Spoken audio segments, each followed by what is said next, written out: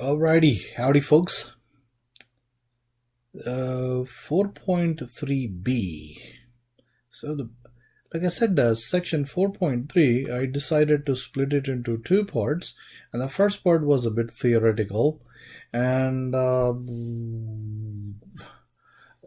was only one summary part that I really wanted you to get. And now I'm going to solve a whole bunch of problems, and these are going to be so ridiculously simple. We should be able to breeze through all of this. Okay? So check this out. What's the whole situation about? The situation is about, hey, if you have a second order homogeneous linear with constant coefficients. Is this such an equation? Is it second order? Yes. Does it have all coefficients constants? Yep. 1, 5, negative 6. Is it homogeneous? Yep. The right hand side is 0. So the way you solve this is, the moment you see something of this kind, what's the characteristic equation? AM square plus BM plus C equal to 0, right?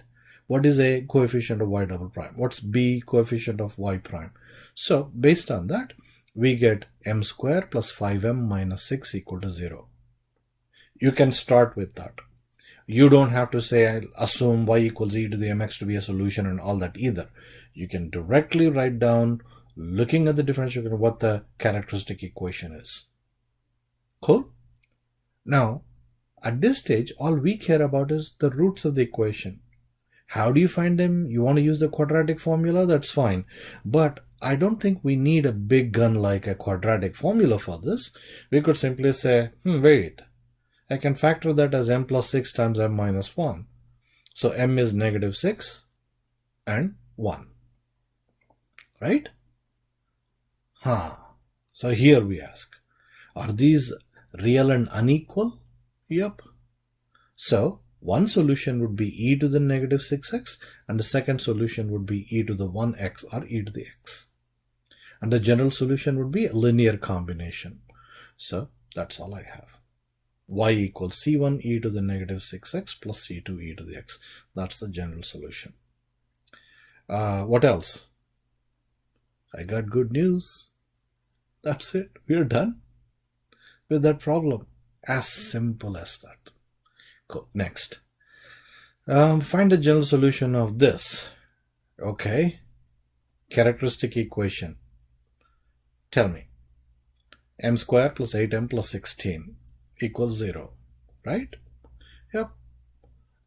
Can we solve this one? You can do quadratic formula or recognize this m plus 4 times m plus 4. And so that means m equals negative 4 and negative 4. So we have equal roots. So one solution is clearly e to the negative 4x, but the second solution is not just simple e to the negative 4x. You remember, you need to multiply that by x.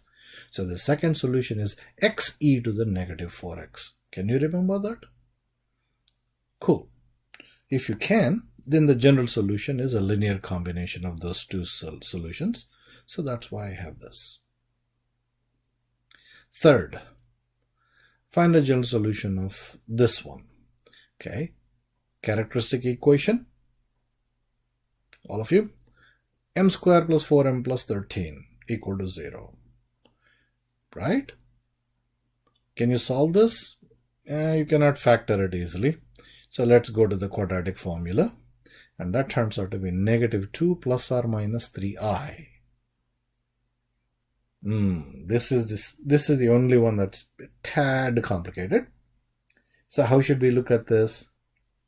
We should say this is in the form of alpha plus or minus I beta. Right? What is alpha? Negative 2. What is beta? Just 3. Don't say plus or minus 3, because that alpha plus or minus I beta includes that plus or minus already. It has already accounted for that. So beta is just 3. Alpha is negative 2. Right? So once you identify that, the general solution is e to the alpha x. You need to memorize this. The general solution is e to the alpha x times C1 cosine beta x plus C2 sine beta x. That's what I applied. So e to the alpha x is e to the negative 2x, C1 cosine beta x, beta is 3, that's it, plus C2 sine 3x. Cool. All right. Now find the general. Uh-oh. Whoa, what do we do with the third order? Man, I didn't teach you anything about third order. But the good news is, this is not very different from the second order. What do I mean by that? Can you come up with a characteristic equation for this? When we had a y double prime, corresponding to that we had am square. by prime, we had bm. If that is the case, corresponding to ay triple prime, any idea what we should have? Yep, am cube. So the characteristic equation turns out to be m cube corresponding to the y triple prime and 5m square corresponding to 5y double prime. There are no other terms, so that's just equal to 0. So we can solve this and we get m square equal times m plus 5. M equals 0, 0, negative 5. Please understand that. Don't go from m square being equal to 0 to m equals 0. M is repeating 0, 0 twice. You have to account for that. Right? And so, if 0 is one of the solutions, is one of the roots of the characteristic equation, what should y1 be corresponding to that 0? E to the 0x. Are you with me? Please pay attention to this one. E to the 0x. But that is just 1. E to the 0x is e to the 0, which is 1. So one solution is 1. What's the second solution? Is it also e to the 0x? No. That's a repeating one. So you must make sure to multiply by x. Multiply what by x? The first solution. What was the first solution? 1. So multiply that by x. So x times 1 is the second solution, or x. Are you with me? 1, x, and e to the negative 5x. Those are the three solutions, giving us this. C1 e to the 0x plus C2 x e to the 0x plus C3 e to the negative 5x. Now e to the 0x is nothing but 1, so we end up getting this. Slight complication, but not so much as to perturb you, right? Let's see. Ooh, fourth order. Well, the idea is again characteristic equation, find the roots, and from the roots write down what the general solution ought to be. Cool. What do you think is the characteristic corresponding to d to the 4y dx to the 4? M to the 4 minus 2 m square plus 1. Don't say y. Corresponding to that, we should have, corresponding to the plus y, we should have 1. Can you find this roots of this one? Well, notice this is a quadratic in m square. So we can write this as m square minus 1 times m square minus 1. Which gives us m equals plus or minus 1 and plus or minus 1. So that's a tad interesting. There are two positive ones, repeating ones, and there are two negative ones. So let's be careful in how we write this. Take a guess. Positive 1, corresponding to that, what should be the solution? E to the 1x or e to the x. Corresponding to negative 1, e to the negative x. So we are done with e to the x and e to the negative x.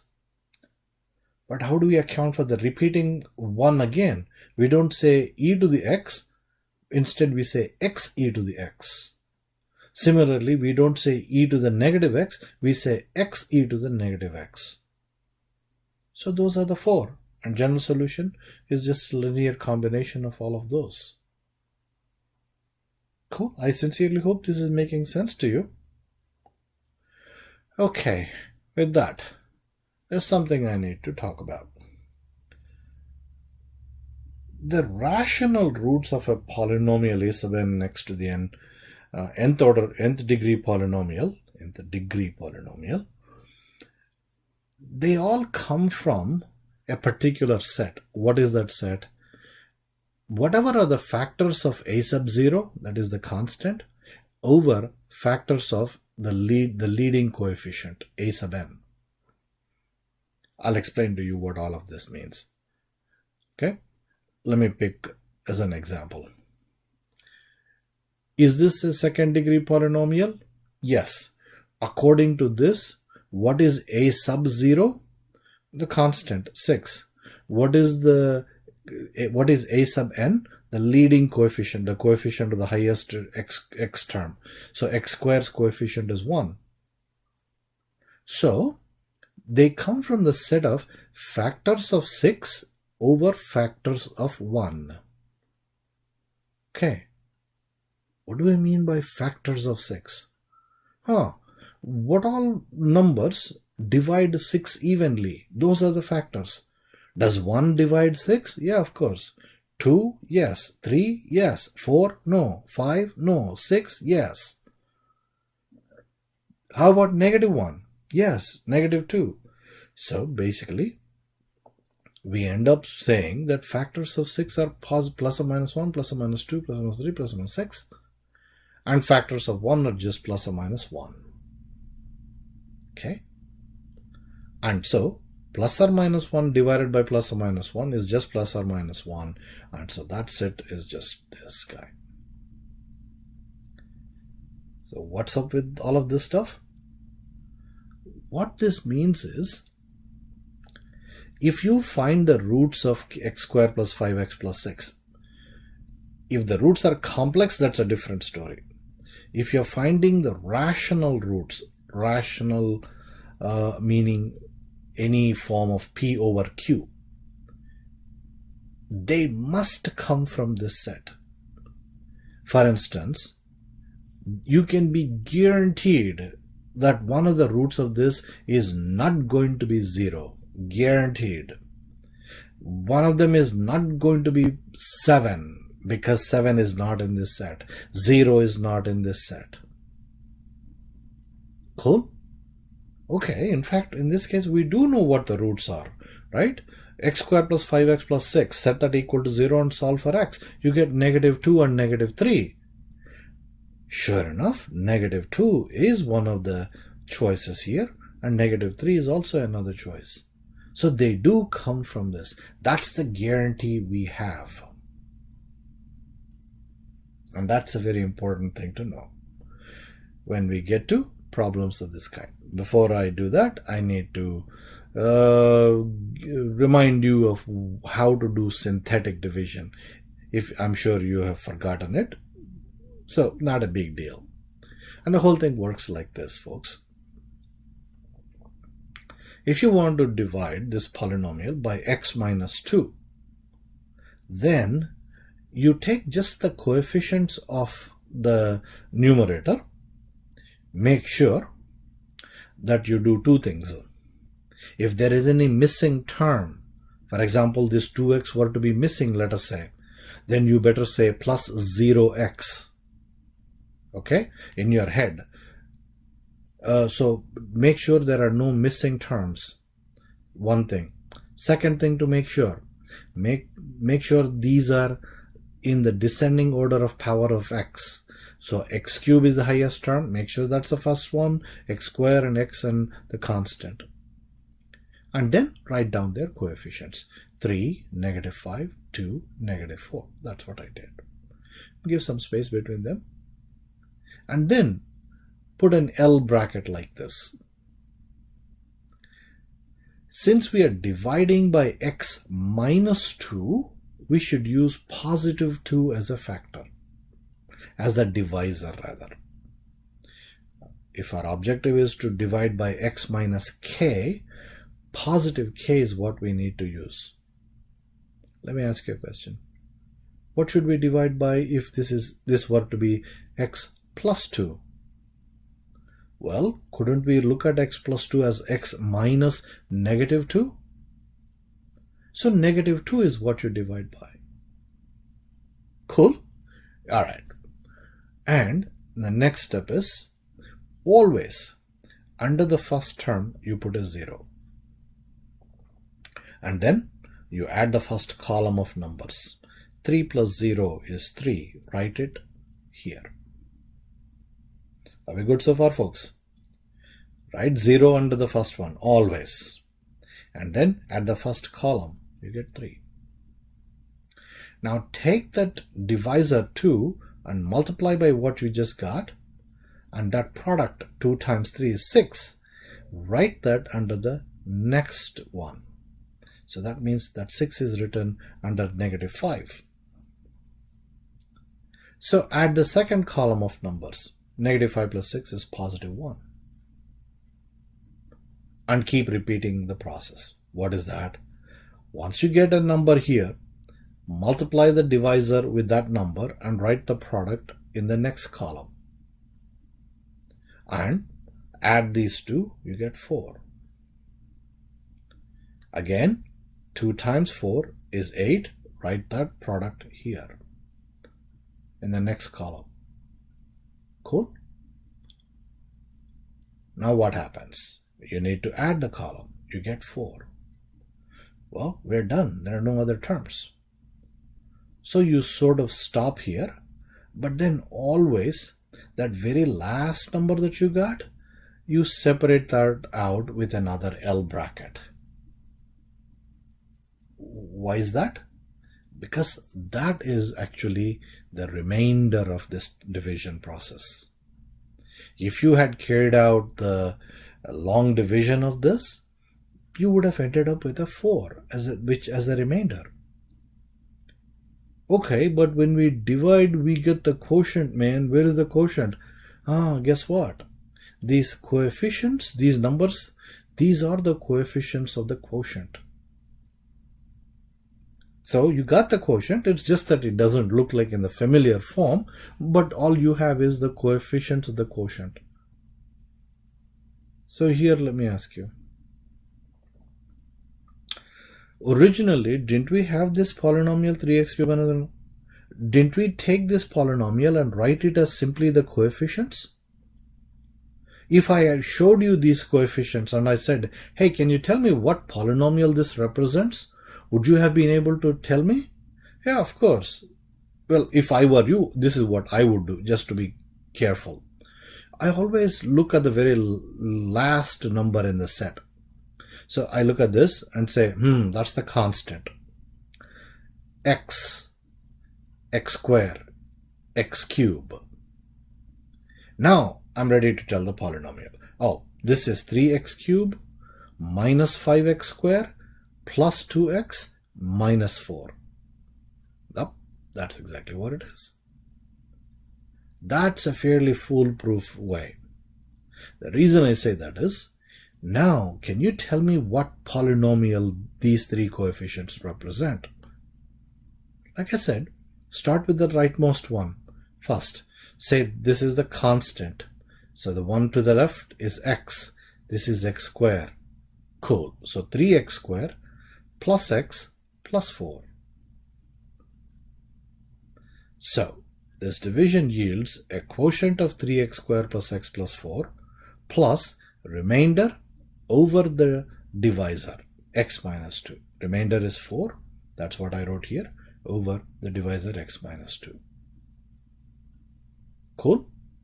Alright. Now, we needed all these concepts because what if you're given a fifth order equation like this? Well, we can find a characteristic equation, can't we? Y to the 5, y to the fifth derivative of y, m to the 5, plus 5m to the 4, minus 2m cube, minus 10m square, plus m plus 5 is equal to 0. Cool? But wait a minute. How do we solve this one?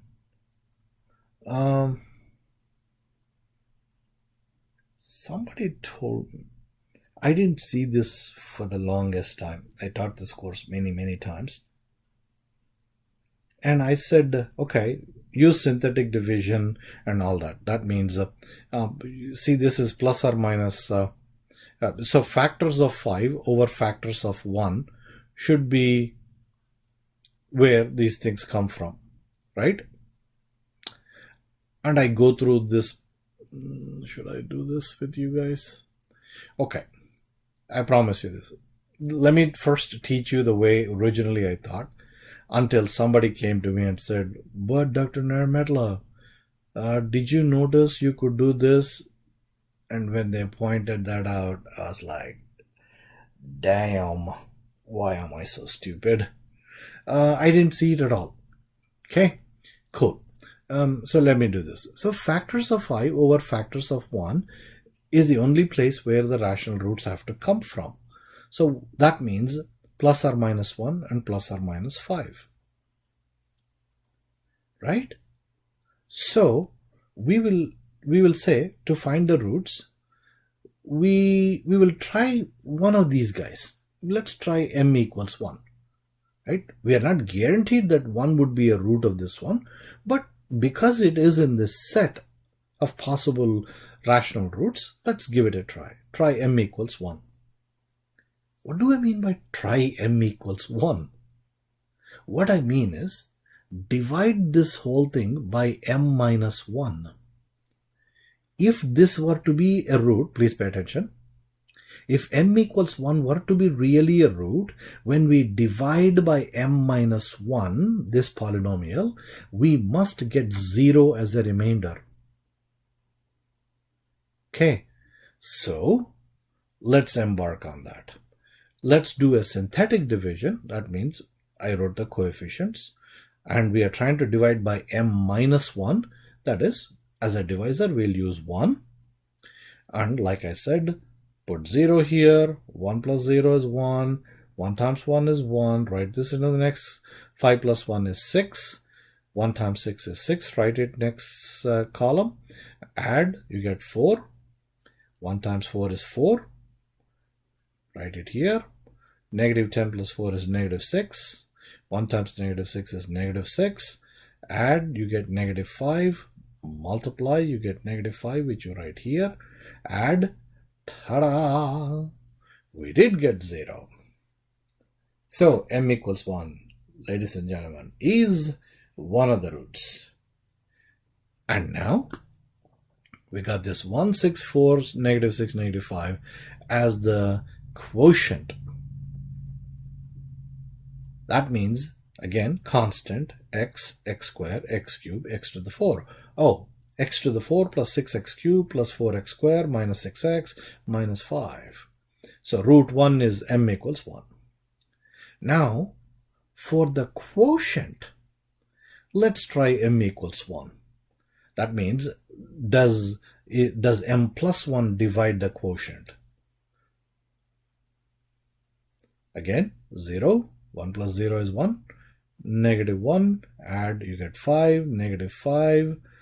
Negative 1. Positive 1. Negative 5. Positive 5. 0. Ta-da! So root 2 is negative 1. Now this has become a cubic polynomial, m cubed plus 5m squared minus m minus 5. And again, with this one, let's try m equals negative 1. And it turns out you get 0 once again. So a third root is negative 1. But at this stage, our quotient has become m squared plus 4m minus 5, which we can simply factor as m plus 5 times m minus 1, which means the fourth and fifth roots are negative 5 and positive 1. Cool. So these are all the roots. Now, can you give me the general solution for this? Well, y equals c1 e to the x, repeating root, so plus c2x e to the x, plus c3 e to the negative x, plus c4x e to the negative x, plus c5 e to the negative 5x. End of the story. Whew. A bit involved, but not so bad. So, you want to know what the smart student pointed out to me which I had not recognized? The guy said, Dr. Nirmatla, look at this. If you group the first two terms, the second two terms, and the last two terms, you can factor out a m to the 4 from the first two and you get m plus 5. You can factor out a negative 2m square and you get an m plus 5. And you get factor out a 1. And so you can actually factor out like that and you end up with m plus 5 times, you know, m to the 4, right? M plus 5, wait a minute. M to the 4 if we factor out. Yeah, from the first one, we get m to the 4. And here we get a minus 2m square, m to the 4 minus 2m square plus 1. M to the 4 minus 2m square plus 1 is again factorable as m plus 1 the quantity square times m minus 1 the quantity square. And so no wonder this is what the roots turned out to be. I had not seen it. So kudos to that student. Unfortunately, I don't remember who it was. I apologize. Cool. Find the solution of the initial value problem d square y dt square plus that should have been an omega. I wrote it as w. That's because I didn't know how to write omega at that time. Okay, plus omega square y equals 0, subject to these conditions. What's with this? I'm interested in this one because it's close to my heart. As a mechanical engineer, we are interested in studying this problem. If you have a spring and a mass attached to it, the mass has that block has a mass of m and the spring constant is k. Okay, and we are trying to measure the position of this block's mass center. And let's say when you attach the mass to the spring and gently allow it to come down, okay, don't make it oscillate, just make sure that allow the weight to pull the spring and stretch it, and then allow it to just stop wherever it wants to stop. It has done enough of its pulling of the spring and now it comes to a rest. That is what is called the equilibrium position. Cool? So right now, let's say the mass is in an equilibrium position. If you were to pull this down further now from that equilibrium position, so that is what is called giving it an initial displacement, say y sub 0. Now, you can do two things. You can cause this to move down, but also give it some kind of a speed to it, right? You are not gently pushing it down. You are pulling it at a speed, and once it reaches your desired destination, let go. If you do that, how would this mass move up and down? We know that this mass is going to be bobbing up and down and up and down, right? Just like a simple pendulum would be oscillating, this would be oscillating about the equilibrium position. So what would its position be at different times? Mechanical engineers love to answer that question. And guess what? It can be easily answered once you learn differential equations. And this is the governing differential equation. D square y dt square. Y is the displacement.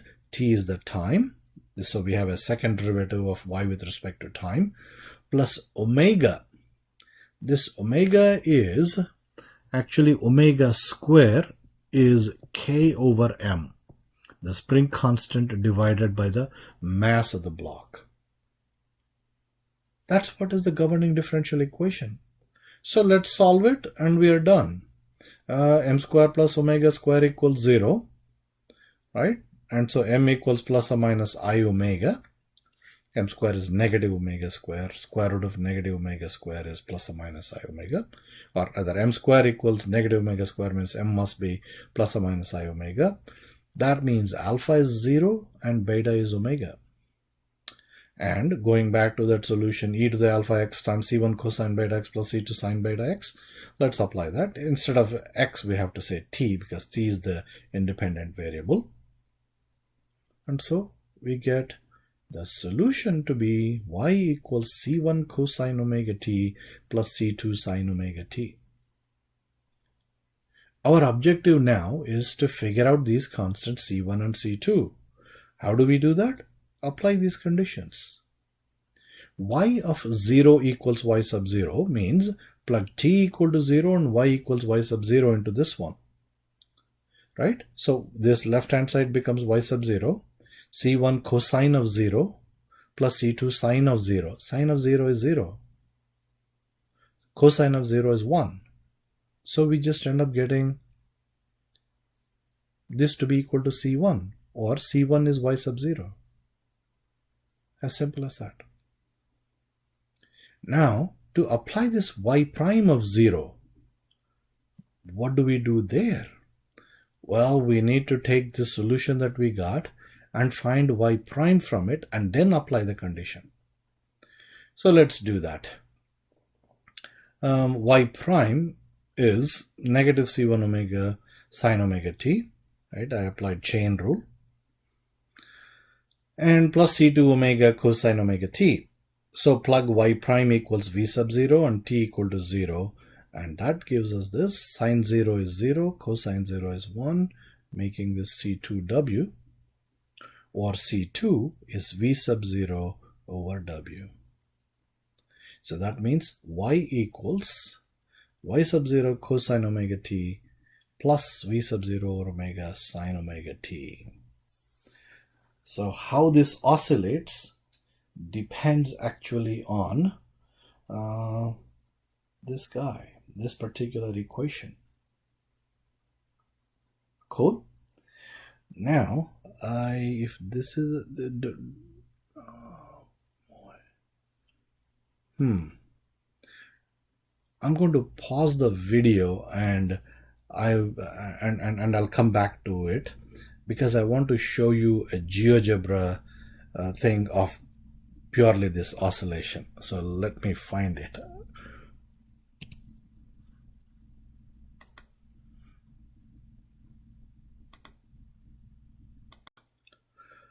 All right, so this is what I wanted to show you. I thought I had this already. Okay. Does this look like a spring to which a mass has been attached? That's the whole idea. And if I let it go, let it rip, look at the motion of that spring mass system.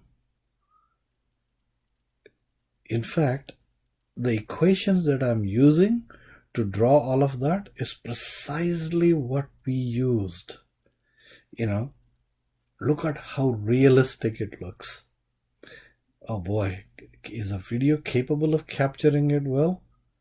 I don't know, man, if this is moving too strong for the video and you're not able to see what I'm seeing, that would be a bummer. Anyway. So this is a case where there is no damping in the system. So it just keeps on going back and forth, up and down, up and down, up and down. Okay. However, if we introduce just a bit of damping, let me pull this back to this. No, I shouldn't talk about damping first. Okay. You remember the equilibrium position, folks, is this guy, 0. Now, in this case, I have applied an initial displacement to this. That means I pulled it down by 4 units and then let go. That's our, you remember this, we have a y sub 0. Y of 0 equals y sub 0. That's what this represents. However, there is no speed that I gave. So if I can give a speed to this, this is what is at x0 dot or y0 prime or y. So that one I can change. I can give some initial displacement and initial speed. Maybe I'll reduce the initial speed a little. Initial displacement to 1. So it comes down by 1 unit only. But I will have x0 dot, which is the initial speed, to be, say, some 2 units, 2 meter per second, 2 feet per second, something like that.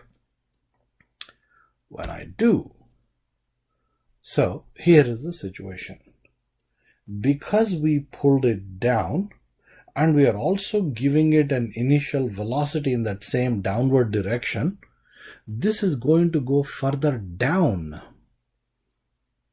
And then we'll start to oscillate about that position. So that's what we are going to see. It'll go further down because of that initial velocity, and we'll start to oscillate about that.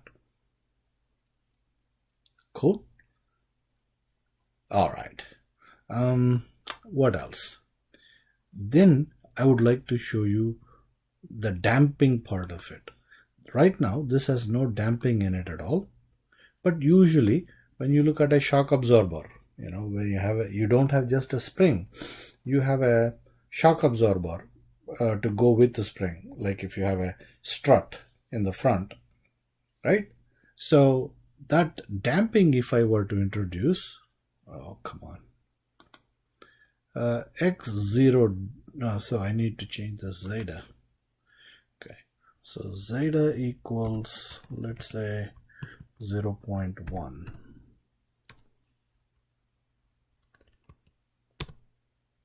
Yep. Now if we let her rip, you will notice that it starts to, the oscillation start to die down. Effect of damping. Cool? And you want this. Now let me stop this guy and do something interesting. Let me go back to changing the initial displacement back to 4 and initial speed, I'll change it back to 0.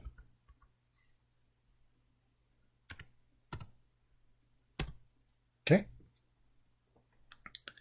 and the damping, I will change it to a particular value, and that's going to be, oops, okay. When I change the damping constant, damping coefficient to this is how the system is behaving. Did you see that? Boom.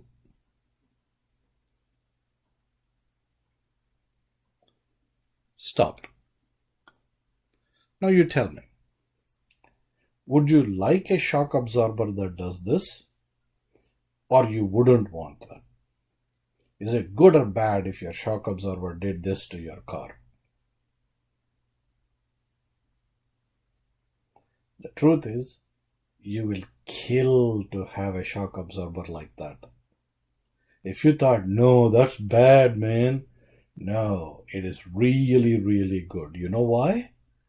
What this shows is, if it goes into, if your wheel goes into a ditch, okay, it comes back to being, and once you cross, once you go over the ditch, come on, once you are done going through the hole and you are back on, your tire is back on the road, then the wheel actually will come back and up and be ready to have a contact with the ground real fast. It's not going to make you jump up and down and up and down. Like if you see some older cars that don't have really good suspension, you go over ditches and all that, boy, you keep bouncing back and forth. A shock absorber, a car fitted with a shock absorber like this, you won't even feel a bump. It is the smoothest, it's a very smooth ride. Of course, it is actually taking some time, but if you could even reduce the time of this thing, that would be even better. Cool. That's what I wanted to show you. Okay, with that, let's continue with our stuff and try to wrap this up as soon as possible. So up until now, what kind of problems we did? We were given a differential equation and we found the general solution, right? Fundamental set of solutions and also the general solution. But now I'm going to talk about a slightly different kind of problem, and I like these problems a lot. Okay, let me read this. The roots of the characteristic equation of a second order homogeneous equation with constant coefficients are 3 and 5. Find the general solution of the differential equation and also find the differential equation. Isn't this interesting? I don't even know what the differential equation is. Rather, I'm not telling you what the differential equation is. I'm asking you to find the differential equation. Isn't that fascinating? What have I given you? I have given you the roots to be 3 and 5. M1 is 3, M2 is 5. Can you find the general solution? It's a second order. Okay, piece of cake. E to the 3x and e to the 5x are the two solutions, and general solution is a linear combination of that, c1 e to the 3x plus c2 e to the 5x. End of the story. However, how do we find the differential equation? Right? Here is the idea. Since the roots of the characters are 3 and 5, what exactly must have been that characteristic equation? It must have been m minus 3 times m minus 5. Right? In the sense, this would have been the factored form of the characteristic equation. Does that make sense to you? Let me explain it once I multiply this. Then when you FOIL this out, you get m square minus 8m plus 15. Up until now, what happened? We knew this m square minus 8m plus 15, and we were asked to find the roots. And to do that, we went backwards. We said, that means m minus 3 times m minus 5 must be equal to 0. That in turn must mean m equals 3 and m equals 5 must have been the roots. That's the way we proceeded. But we are actually going precisely backwards. 3 and 5 are known, so that means m minus 3 times m minus 5 must be 0. That means m square minus 8m plus 15 equals 0. And in turn, if I tell you this to be the characteristic equation, are you in a position to telling me what the differential equation itself must be? Yeah, m square, coefficient is 1. So y double prime, coefficient is 1. M, coefficient is negative 8. So y prime, coefficient is negative 8.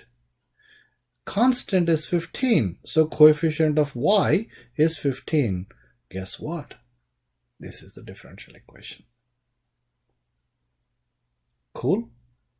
I like this problem. I like these problems. So here I can make it a bit more complicated. Check this out.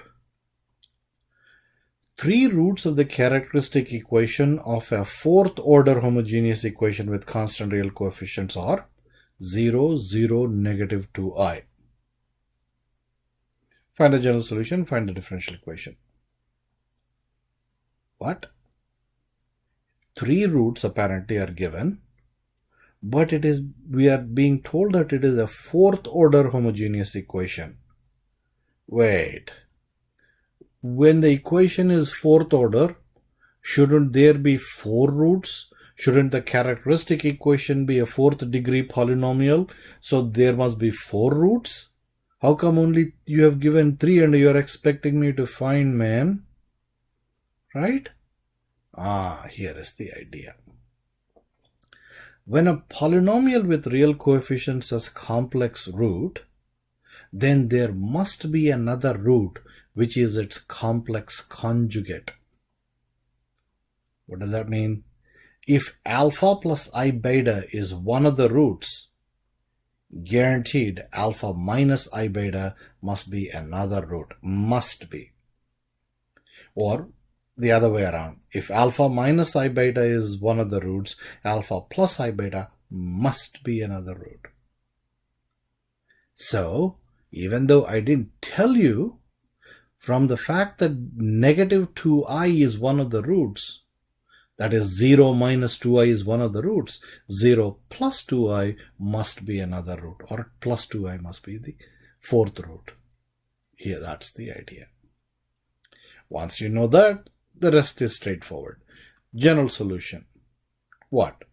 0 e to the 0x, or just 1, c1 plus c2x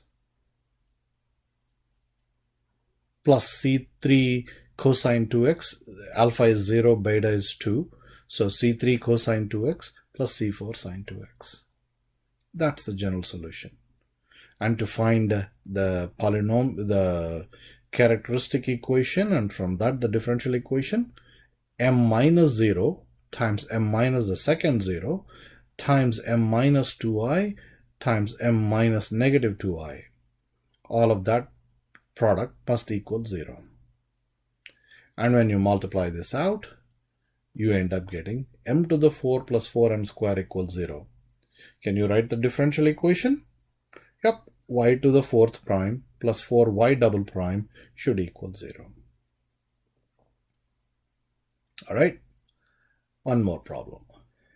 The two roots of the characteristic equation of a 4th order homogeneous equation with constant real coefficients are 1 plus 3i and 1 plus 3i. Oh, wait. 4th order, but I gave you only 2 roots.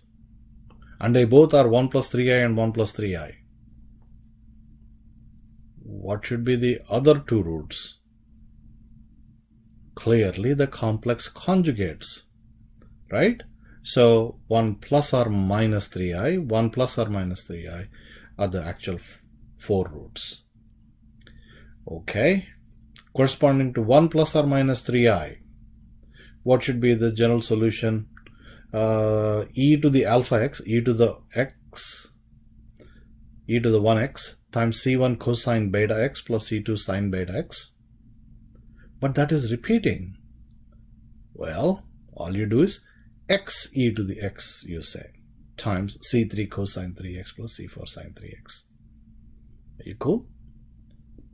So, in order to find this, m minus the first root times m minus the second root, m minus third root, blah blah.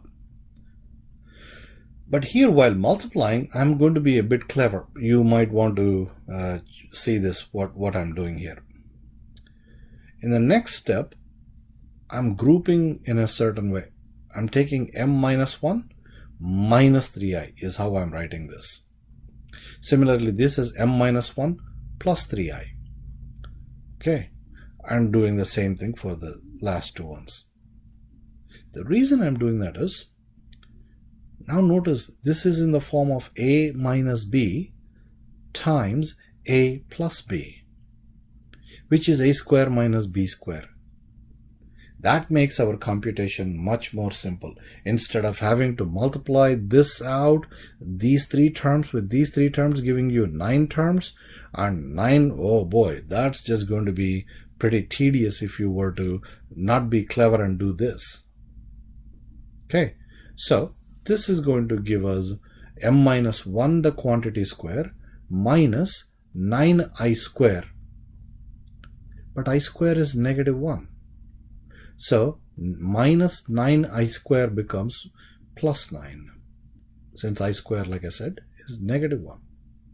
Similarly, this is another m minus 1, the quantity square, plus 9.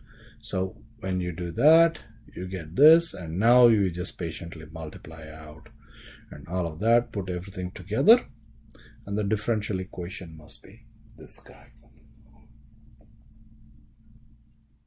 I like these problems and I'll definitely ask them in test. Cool? Amigos y amigas, adios.